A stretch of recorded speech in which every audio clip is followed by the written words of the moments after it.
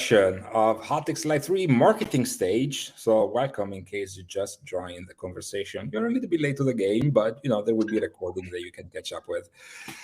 Last speaker for today, no pressure, is Aaron Cort, VP Operations at ClickUp. Aaron, great to have you.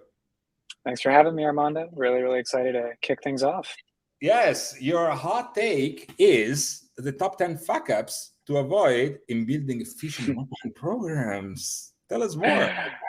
Yeah, absolutely. Well, excited to dive in. I'd like to be pretty blunt with how I explain things. So while I would call these fuck-ups, most people would just have to learn these things on their own. I like to call them fuck-ups because that helps me mentally register what not to do in the future. So that's a quick take on it. But, quick take on me. UK, if I dive right in, Armando? Yes. Sorry, I was off. You're good. So quick take on me. I'm the VP of Ops at ClickUp. I was the 20th employee and the first head of marketing. We were bootstrapped originally to about 4 million in ARR and grew to 100 million ARR in about 2 years. So got to experience a lot. My big call outs that I really learned from building a marketing program from scratch at every stage of company. This is pre-revenue companies up through IPO. Strategy, content, community, and data are the most important facets. Strategy being essential for growth. You need to know where you're going and why. Content being organic, fueling everything in terms of efficiency and long-term sustainability. Community fueling expansion and net revenue retention. This has to do with how you're talking with people in your community, customers, users, everything in between. And then data infrastructure being everything. When I say everything, I really mean it. Having strong data infrastructure will help you predict and understand every aspect of the business. So I've narrowed down the top 10 hot takes to avoid no matter what around all of these areas when you're building an efficient marketing program. The key word here is efficient. Efficiency is all that matters right now in today's market conditions. And the first 4 points I just mentioned are kind of the broader categories in which we'll dive into each of the hot takes. Strategy, we'll talk about a few areas here. The first thing to avoid is not having a formal forecast or growth plan. Now, should you be completely married to a financial model at every stage of your growth? Not necessarily, but you should have something scoped out that weights out every aspect of the business in terms of what's driving growth. So this leads to having a KPI-based marketing strategy for predictable and efficient growth. This is understanding what measures, what metrics are actually going to drive things forward, and what does marketing actually have control of. Keyword is control. Where can we influence things? Where can we drive the business? And bottoms-up companies like ClickUp in the software as a service space, that is pretty straightforward. It's people signing up, using the product. Other businesses are different. But having a formal forecast and growth plan is foundationally important. The other thing to avoid on the strategy side is hyper-focus on lagging indicators. What are lagging indicators? That is revenue. That is the end result of what happens in the day-to-day of the business. The thing to focus on when you're a marketing team especially are the leading indicators. This is website visits, signups, activations, and conversions. These are the things that drive revenue, that create the end result. And you need to focus on those as a hyper-focused asset as opposed to hyper-focusing on the end result, which doesn't lead to control. Again, I'll keep going back to the main thing of control, because when marketing teams focus on things they can't control, they look like they suck. And to not look like you suck, focus on things that you actually have control of, and that being the leading indicators. On the content side, organic insights not driving performance. Avoid this. What does that mean? Use organic to drive what is happening for strategy in the business.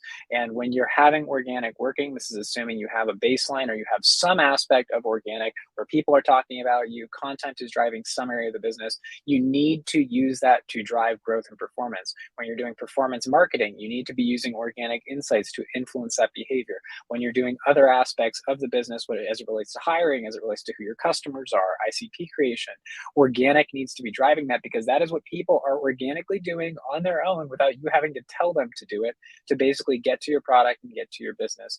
And ultimately, you'll see down there finding a way to pay or use your product.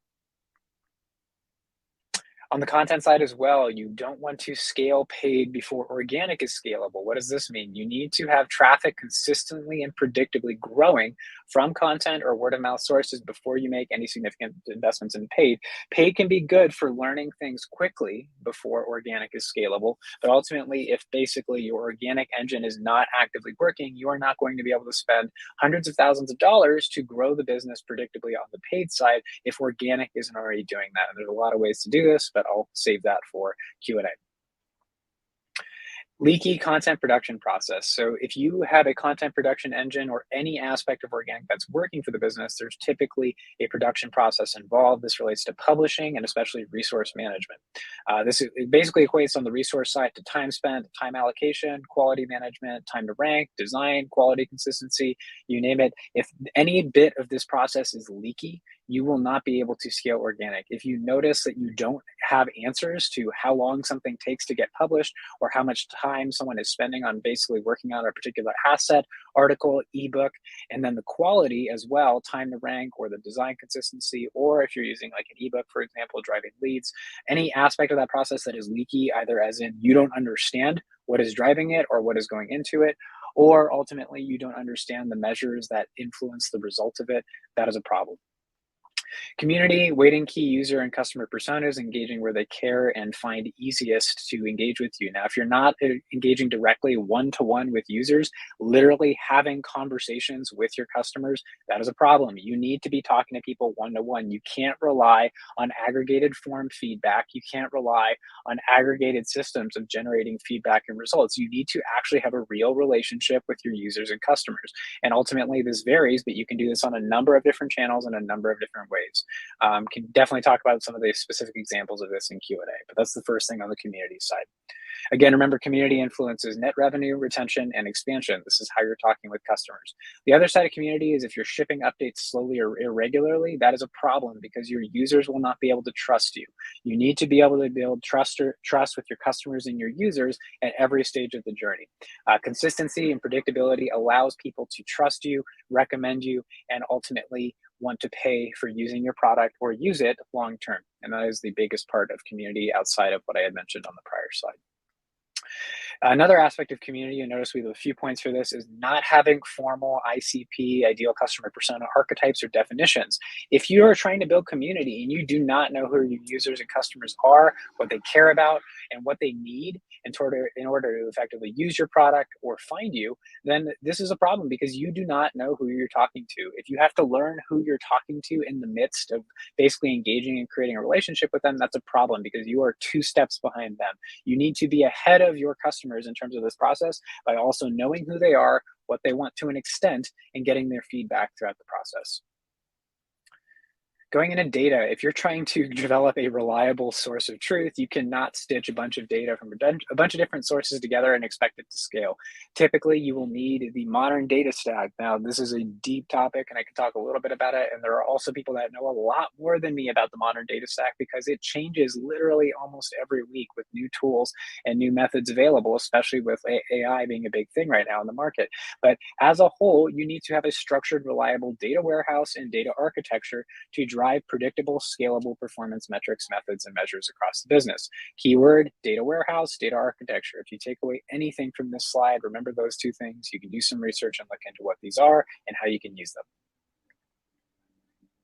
The last bit here is having unclear data definitions on your key metrics. If you do not have your key metrics defined to where a 3rd grader can understand them, then that is a problem. You need to have very simple definitions of your key business metrics so that everybody in the company gets what they are, gets why you need to do them, and gets where they play into it. This is the how and the why across everything in the business for every person that is driving business results, especially marketing teams. Key takeaways here, I'm going to go through these pretty quickly. The first one is going to be finding or hiring someone in finance in your space to help drive strategy, or making sure marketing has clear guidance in connection with sales, go-to-market, and the board. Hiring for SEO as a starting point, or finding out how to make your content work better. These 2 things can be done in a lot of ways, and happy to talk about them in depth for basically the Q&A section, but that is a key point around content. The third one here is starting with one place where it is easy to engage with your customers, or if you are already doing this, making sure they are weighing into how you execute development and ongoing product updates. And the last piece here is if you don't have a data architecture set up or a data warehouse, implement a data warehouse. Snowflake is the most common, but there's a lot of others out there. and or finding ahead of data. This can be augmented by an agency or a fractional leader or a contract leader. And then the other bit of this, if you already have a setup here, is learning where your gaps are. If you know where your gaps are, you'll have better predictability and consistency, and this will better help marketing teams understand where to focus and why to focus on certain areas of the business. All right, I have templates on all this stuff. So if you want to hit me up and learn how to not fuck up on these areas, you can connect with me on LinkedIn or send me an email. That's my personal. And from here, we will go into Q&A. Armando, let me know when to stop sharing. This was incredible. Super sharp, 10 minutes exactly, 10 points, super dense of content. So very much appreciate that. Thank you so much. My pleasure. Yeah, my pleasure. So questions, if anyone from the audience has any, feel free to write them in the chat. We'll pick them up from there. One comment from my side, going through all those 10 points, that's a lot. Where do you start? The easiest place to typically start is if someone were to like start thinking about this stuff, like is there some sequencing, like how would you think about this? What would you recommend? Yeah, so the order that I mentioned, those 4 initial topics, start with strategy. Start with like how you're forecasting growth in the business. And you can do that in a lot of ways, but that exercise will force you to think about this stuff, and it'll force every specific conversation or detailed instance you need to look into when you're building a marketing team and a marketing org. Right. Yeah, it's funny because I'm an ops person by trade as well. And so lots of the ways you think about the world are the way I think about the world. And when you were mentioning the plan, like my immediate reaction is yes. Also, be aware that all plans are wrong. Some are useful, right? Like, which I guess gets to your point. Like, if like your plan is going to be a representation of how you see the world evolving from here, and so the discrepancies and the gaps will kind of surface, like where are things that you might want to double click and investigate further. Is that how you would think about this? Yeah, I'd say the plan will just identify like what you don't know, right? So the benefit of a plan is, number one, sometimes it can change, but number two, like the best thing to know is your blind spots, right? So if you know within the plan, wow, this is a really important metric or area of the business, and I have no clue how to influence it, or hey, I only know a little bit about this, or man, we only have 2 people on the team dedicated to this, we probably need more. It's good to start those kind of conversations, and those conversations will lead into like what to prioritize, and that's what's pretty healthy when you're at this stage, at least early on, and it can be actually actively quarterly or monthly as part of like normal business reviews. So that's how I look at the general plan as it evolves. For sure. Another question that I get all the time, which I'm curious about your point of view on this, is the fact that aligning a big organization, a complex organization, on some common objectives and goal, it's not for the faint of heart, and it's not easy. What's your best way of solving for that? Yeah, when you're aligning the broader organization, so I mean, we can talk about this as like ops people or as marketing people. As marketing people, the best way to align the organization is to, again, choose things that you can control in the business and share regular updates on how those things are going. The good news about marketing is it's the top of funnel part of the business. Everybody actually cares about it and finds it somewhat interesting. But if you're not plugged into the right stuff or sharing the right things, if you're just talking about awareness all day, no one's really going to care about that. But you need to talk about how website traffic is increasing, results are increasing, that influence the other areas of business. That's how you do it as a marketing team.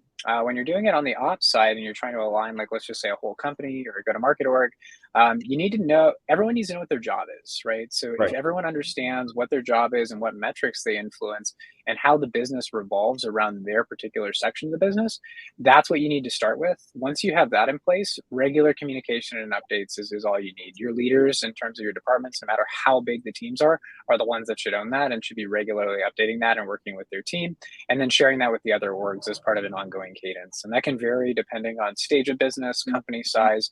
But yeah, mainly, marketing needs to be providing regular updates on how the top of funnel is going, how the business is moving forward and driving efficiency, results. And then same thing with the other orgs. If you want to keep everyone on the same page, everyone just needs to know what their job is. And that's where the strategy part is actually probably the most important, because it starts those conversations and gets people used to that. Aaron, this was awesome. Thank you so much for that. If someone wants to connect with you, I'm sure they can find you on LinkedIn. And we are going to jump off the air for a couple of minutes and come back online for the closing remarks. The day is almost through. Thank you so much.